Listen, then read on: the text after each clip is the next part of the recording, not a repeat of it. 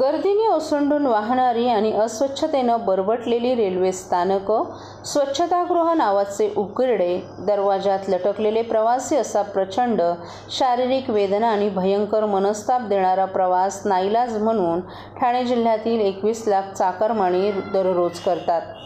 गर्दीत हात सुटला तर मृत्यूला कवटाळतात.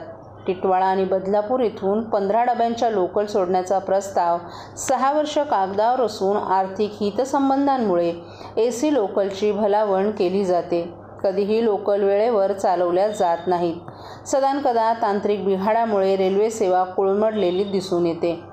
कर्जत, बदलापूर, अंबरनाथ, उल्हासनगर, कल्याण, ठाकुर्ली, टिटवाळा, आसनगाव, कसारा, शहाड, डोंबिवली, दिवा, मुंब्रा, कळवानी, ठाणे या स्थानकांमधील प्रवाशांपैकी कुणी ना कुणी रेल्वेतून पडून होणारे अपघात नित्याचेच झालेत.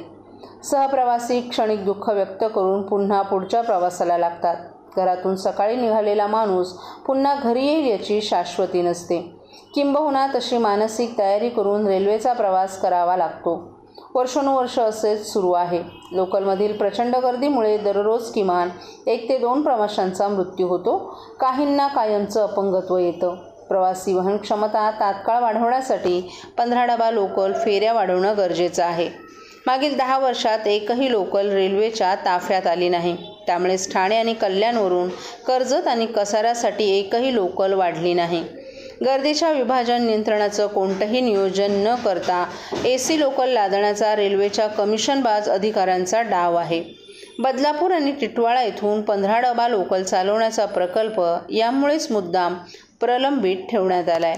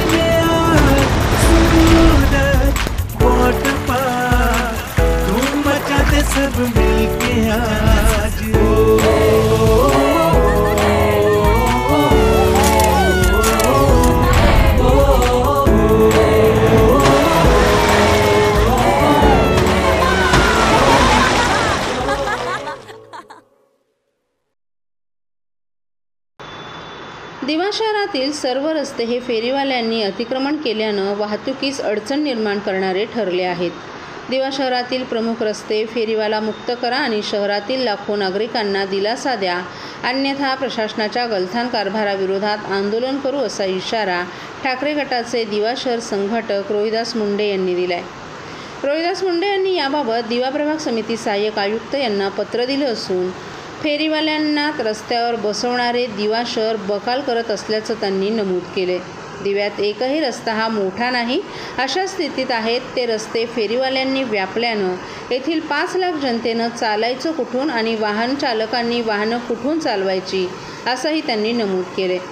फेरीवाल्यांना ज्यांनी अभय दिला आहे त्यांचे आर्थिक हितसंबंध या लोकांशी आहेत. 4 पैशांसाठी दिवा शहराची वाट लावण्याचं काम केलं जात आहे. दिवा स्टेशन ते आगासन रस्ता, दिवा स्टेशन ते मुरादेवी रस्ता हे सर्व रस्ते फेरीवाल्यांनी व्यापलेत. यामुळे वाहतूक कोंडी होत असून नागरिकांना चालण्याचा देखील जागा मिळत नसल्याचं मुंडे यांनी या पत्रात म्हटलं आहे. याबाबत सहाय्यक आयुक्तांनी तातडीनं फेरीवाल्यांवर कारवाई करून दिवा स्टेशन रोड, मुंब्रादेवी कॉलनी रोड, दिवा आगासन रोड फेरीवाला मुक्त करावा अशी त्यांनी मागणी केली आहे.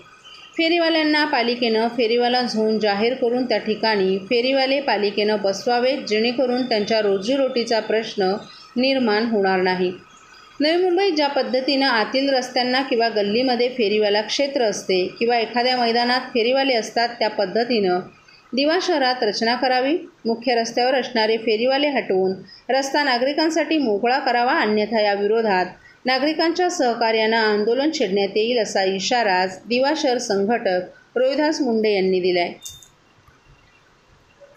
दिवा शहरात अनेक फेरीवाले हे रस्त्यावरती ठाण मांडून आहेत. कित्येक वेळा शिवसेना उद्धव बाळासाहेब ठाकरे पक्षाकडून आम्ही दिवा प्रभाग समिती सहाय्यक आयुक्त अक्षय गुडदे यांना वारंवार आम्ही सांगितले की दिव्यातले फेरीवाले हटवून दिव्यातील रस्ते हे मोकळे करा, परंतु याकडे अक्षय गुडदे हे प्रामुख्याने दुर्लक्ष करताना दिसत आहेत. आज दिव्यातील दिवा आगासन रोड, दिवा स्टेशन, मुंब्रादेवी कॉलनी रस्ता आपण पाहाल तर त्या रस्त्यावरती आणि फुटपाथवरती सर्व फेरीवाले बसले जातात आणि या फेरीवाल्यांकडून प्रत्येक हातगाडीकडून 50 रुपये हे हप्ता वसुली केली जाते. मग या हप्त्यात कोणाचे हात बरबडलेत हे प्रथम शोधणं महापालिकेने गरजेचे आहे की यांचे हे यात आर्थिक हितसंबंध लागू आहेत का महापालिकेचे, हेही पाहणं गरजेचं आहे. आम्ही वारंवार महापालिका सांगतोय, परंतु महापालिका याकडे दुर्लक्ष करते. येणाऱ्या काळात जर या हातगाड्यांकडे आपण कारवाई केली नाही आणि दिव्यातले रस्ते मोकळे केले नाहीत तर आम्ही ठाणे महानगरपालिका मुख्यालय येथे धरणे आंदोलन करू. आणि हे पावसाळी जे अधिवेशन चालू आहे या अधिवेशनात आमच्या पक्षातल्या आमदारांना दिव्यातल्या हातगाड्यांविषयी लक्षवेधी मांडण्यासाठी आम्ही विनंती करू. अखिल कोयना पुनर्वसन सेवा संघ महाराष्ट्र राज्याच्या वतीनं राज्यभरातील जिल्ह्यातील तालुक्यांच्या ठिकाणी आज कोयना प्रकल्पग्रस्तांच्या समस्यांसंदर्भात लक्षवेधी आंदोलन करण्यात आले.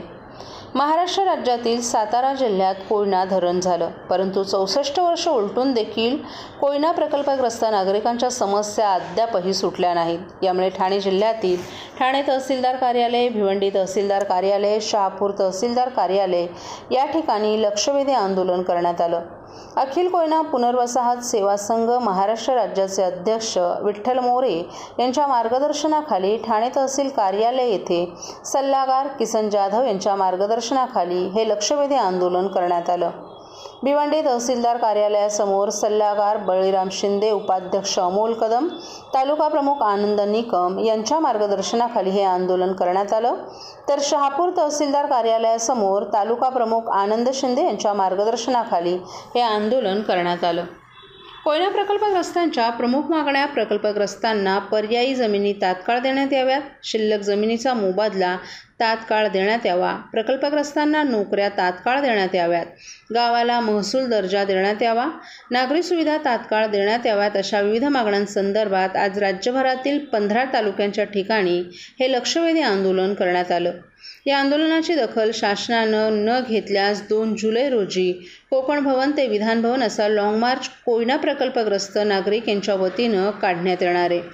माजी सैनिक विश्वास कदम, प्रकाश कदम, विष्णू कदम, दत्ताराम कदम, गंगाराम दुडे, शांताराम कदम, रमेश कदम, आनंद कदम, सुरेश उतेकर, अरुण कदम, प्रकाश साळुंखे, संपत चव्हाण, जयवंत मोरे तसंच सर्व कोयना प्रकल्पग्रस्त या आंदोलनात सहभागी होते. नाव सांगा आणि काय मागणी आहे? माझं नाव किसन जाधव, पिंपरी. आमच्या अखिल कोयना पुनर्वसन सेवा संघटनेच्या माध्यमातून आज आम्ही इथे तहसीलदार कार्यालय येथे आम्ही आंदोलन करत आहोत. आमच्या प्रमुख मागण्या आहेत: आम्हाला जमीन मिळाली पाहिजे, आम्हाला नागरी सुविधा मिळाल्या पाहिजेत, आमच्या प्रकल्पग्रस्तांच्या नोकऱ्या मिळाल्या पाहिजेत आणि पोट खातेदारांना जमीन मिळाली पाहिजे. अशा आमच्या भरपूर मागण्या आहेत. परंतु प्रमुख मागण्यांमध्ये आमचा गावठाणाचा सर्वे होऊन गावठाणाच्या मधील अतिक्रमण हटवली पाहिजेत. आणखी आमच्या उर्वरित जमिनी या लवकरात लवकर आम्हाला मिळाल्या पाहिजेत अशा आमच्या प्रमुख मागण्या आहेत. सर्व नागरिकांना आवाहन करण्यात येत आहे की सध्या डासांमार्फत पसरणाऱ्या डेंग्यू या आजाराचा प्रसार रोखण्यासाठी प्रत्येकाने पुढील प्रमाणे कार्यवाही करावी. डेंग्यू आजार एडिस इजिप्ती हा डास चावल्याने होतो. या डासांची पैदास साचलेल्या किंवा साचवलेल्या स्वच्छ पाण्यामध्ये होते. 8 दिवसांपेक्षा जास्त दिवस पाणी उघडे व साचून राहिल्यास त्यात डास अंडी घालतात. अंड्यांच्या अळ्या तयार होऊन पुढे डास तयार होतात. यासाठी आपल्या घरातील पाणी साठे उदाहरणार्थ बॅरल्स, पिंपे, टाक्या, हौद, रांजणे इत्यादी दर आठवड्याला रिकामे करून घासून पुसून कोरडे करून पुन्हा भरावे. 1 दिवस कोरडा दिवस म्हणून पाळावा. पाणी साठ्यांना घट्ट झाकणे बसवावीत किंवा जुनी साडी, चादर, धोतर यांनी बांधून झाकून ठेवावीत, म्हणजे डास त्यात जाऊन अंडी घालणार नाहीत. घराच्या गच्चीवर, आजूबाजूला, अंगणात कोठेही पाणी साचू देऊ नये. भंगार सामान उघड्यावर टाकू नये. उदाहरणार्थ टायर्स, प्लास्टिक सामान, कुंड्या, टाकाऊ वस्तू इत्यादी. अशा सामानात पावसाचे पाणी साठून त्यात डेंग्यूच्या डासांची पैदास होते. घरातील कूलर्स, फ्रीजच्या पाठीमागील ट्रे हे देखील वेळोवेळी कोरडे करावेत. लक्षात ठेवा, नुसत्या फवारणीने डास घनता कमी होत नाही, तर त्यासाठी डास पैदास ठिकाणे नष्ट करणे ही आपल्या सर्वांची जबाबदारी आहे. कोणताही ताप अंगावर न काढता जवळच्या शासकीय रुग्णालयात मोफत औषधोपचार घ्या. अशा प्रकारे नागरिकांनी सहकार्य केल्यास डेंग्यूचा प्रसार रोखणे सहज शक्य आहे.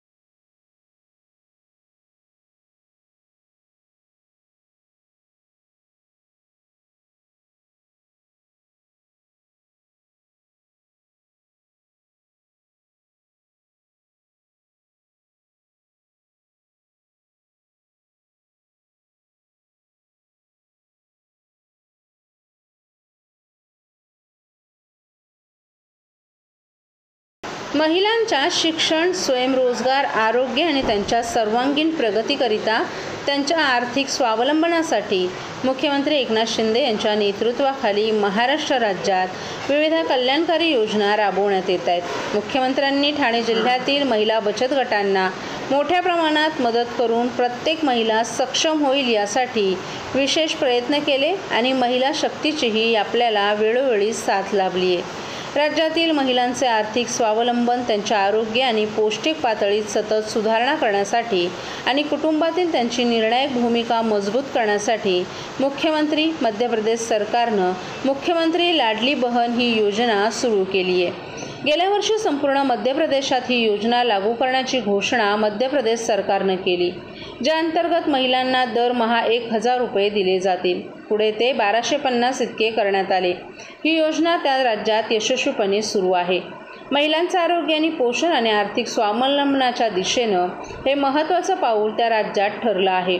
मध्य प्रदेश सरकारच्या धर्तीवर महाराष्ट्र राज्यात मुख्यमंत्री लाडली बहना योजना सुरू करून गरजू महिलांना आर्थिक लाभ देण्याबाबत आमदार प्रताप सरनाईक यांनी मुख्यमंत्र्यांकडे पत्राद्वारे विनंती केली होती. या योजनेसाठी निधीची तरतूद, या योजनेच्या अंमलबजावणीचं संपूर्ण नियोजन, निकष, नियमावली हे सर्व आपण निश्चित करावं. महिलांना या योजनेचा तात्काळ लाभ मिळण्यासाठी निकष आणि प्रक्रिया साधी, सरळ, सोपी ठेवावी.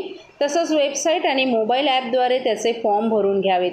गेल्या 2 वर्षात आपल्या सरकारनं अनेक जनहिताचे क्रांतिकारी निर्णय घेतले आहेत. त्यामुळे आता मुख्यमंत्री लाडली बहिणा योजना लागू करण्याची घोषणा आपण करून राज्यातील काही कोटी महिलांना दिलासा द्यावा. महिलांच्या आर्थिक स्वातंत्र्यासाठी त्यांच्या आणि त्यांच्यावर अवलंबून असलेल्या मुलांचं आरोग्य आणि पोषण स्तरामध्ये सतत सुधारणा करणं आणि कुटुंबातील त्यांची निर्णायक भूमिका मजबूत करणं या दृष्टीनं ही योजना अत्यंत प्रभावी ठरेल असा आपल्याला विश्वास असल्याचं आमदार प्रताप सरनाईक यांनी सांगितलं.